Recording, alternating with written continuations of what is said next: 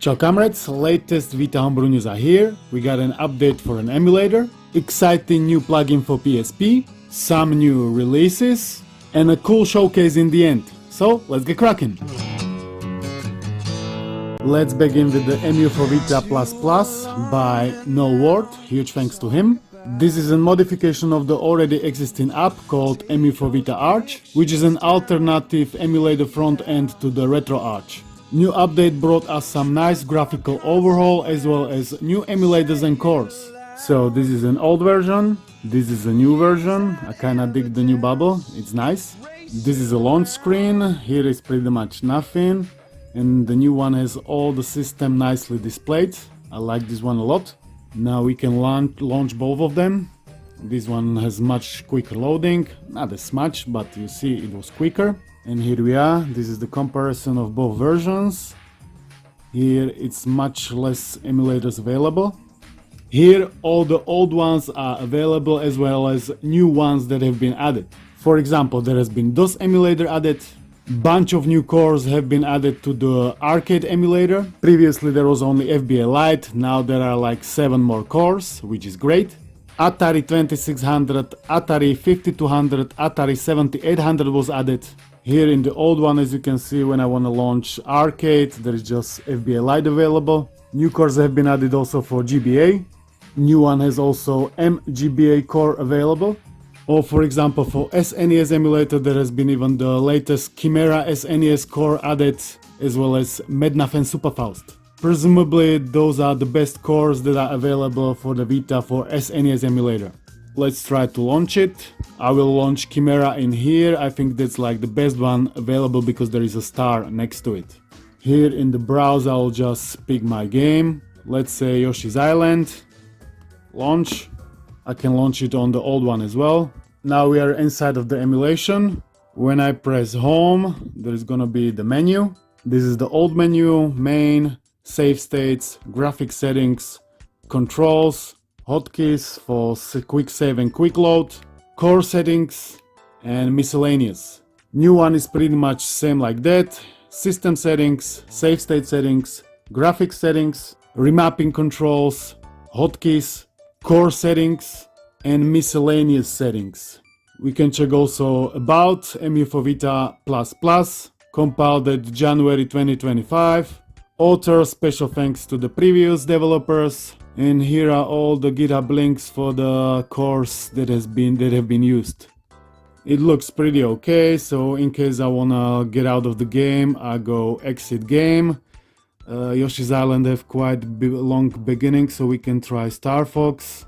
Here I'm playing Star Fox. I'm not sure if there is gonna be much difference in performance. Maybe in some games, for example here Star Fox is still struggling. It doesn't like run at full speed because this game is quite demanding for Vita, but other games are quite playable, so it depends on the game you wanna play.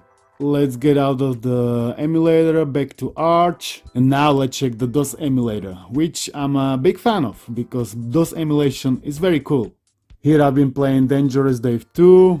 I've just put the game inside the folder, then find the folder and launch the exe. Dangerous Dave in the Haunted Mansion. I've been playing it previously. Here is my save state. Let's load that one. Load. Okay. Now we are loaded. We are playing. This is a great game. I've just noticed the audio. Oh, I'm dead. So I've just noticed the audio is a bit behind. The game runs at 60 FPS, but the audio is behind. I'm not sure why. I was trying to change some settings. It didn't really help. I'm not sure what should I change because there are quite a few of options. I was trying to change this advanced sound blaster type, sound blaster settings. I think it should be something with that, but there is like, I don't know, quite a lot of settings.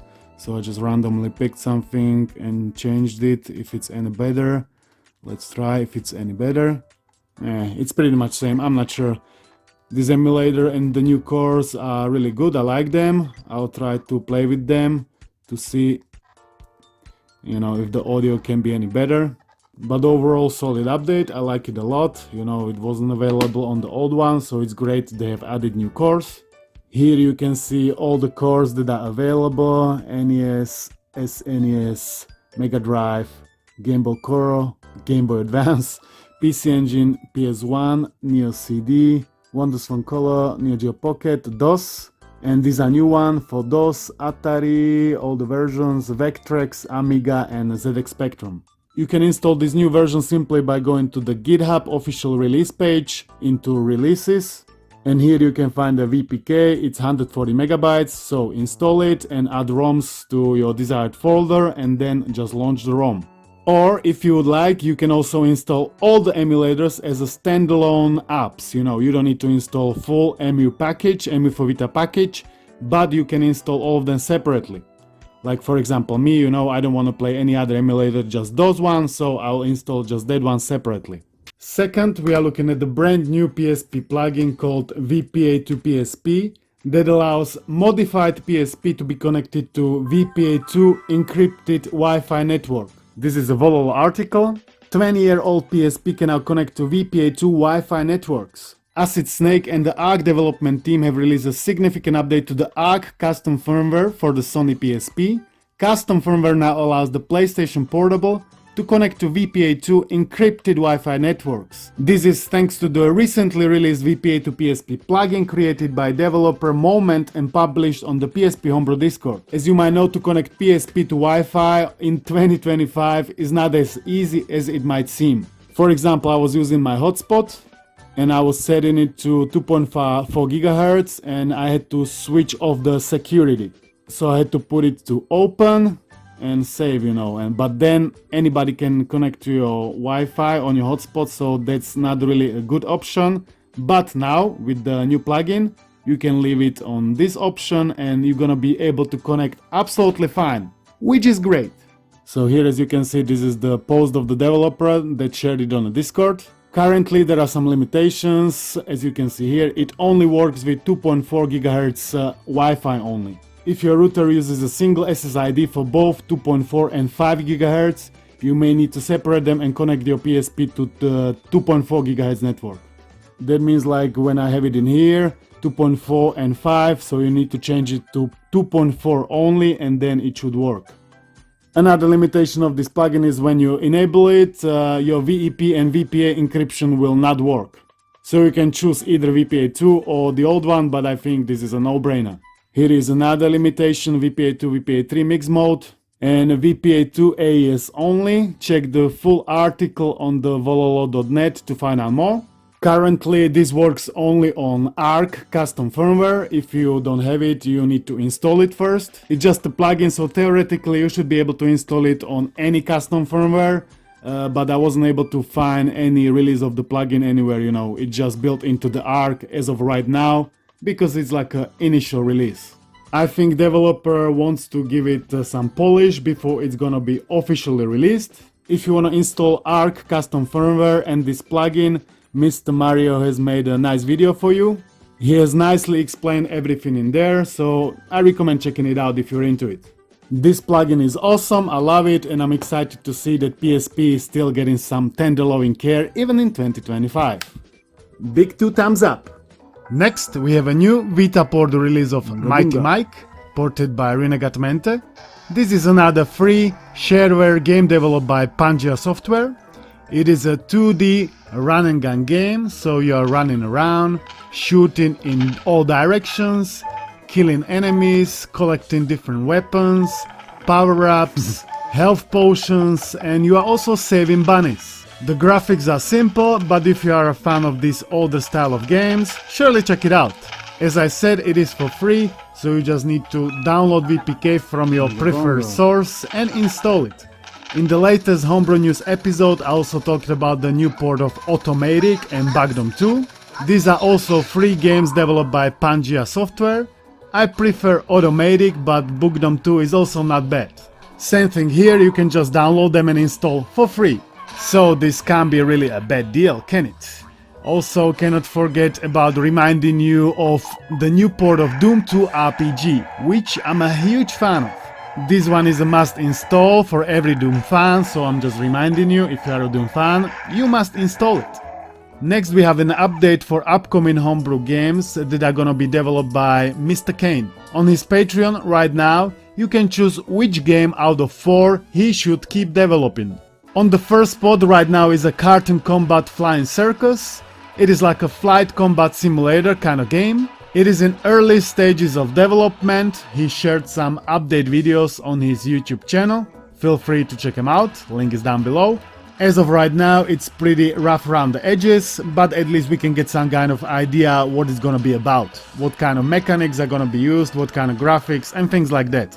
You can join his Patreon from just $1 and vote for the game of your choice. I showcased all 4 of them in my previous video.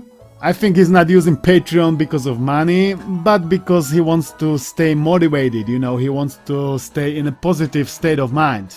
You know, it's easier to work on something consistently when you know there are people willing to support you no matter what.